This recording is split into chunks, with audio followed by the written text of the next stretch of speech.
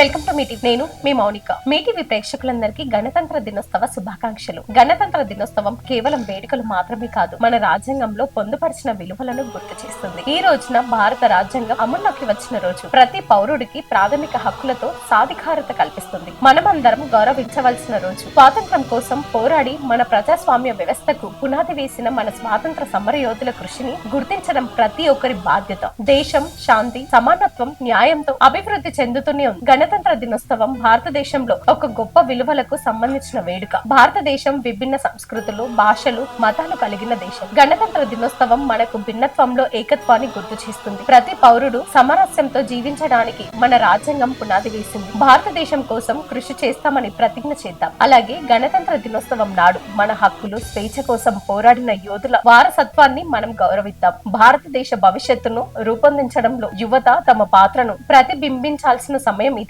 యువ పౌరులుగా, భవిష్యత్తు నాయకులుగా ఈ గొప్ప దేశం ఆలోచనలు, ఆవిష్కరణలు, మన రాజ్యాంగం కల్పించిన ప్రజాస్వామ్యం, న్యాయం రాబోయే తరాలకు చాటి చెప్పేలా భారతదేశం పురోగతికి కృషి చేద్దాం. మనమందరం మన దేశం యొక్క నిరంతరం విజయానికి, అభివృద్ధికి తోడ్పడతామని ప్రతిజ్ఞ చేద్దాం. ప్రతి సంవత్సరం జనవరి 26న దేశ వ్యాప్తంగా గణతంత్ర దినోత్సవ వేడుకలు ఎంతో ప్రత్యేకంగా జరుపుకుంటారు. రిపబ్లిక్ డే రోజున ప్రభుత్వ కార్యాలయాలు, విద్యా సంస్థల్లో ప్రత్యేక కార్యక్రమాలు నిర్వహిస్తారు. మరొకసారి మీటివి ప్రేక్షకులందరికీ గణతంత్ర దినోత్సవ శుభాకాంక్షలు.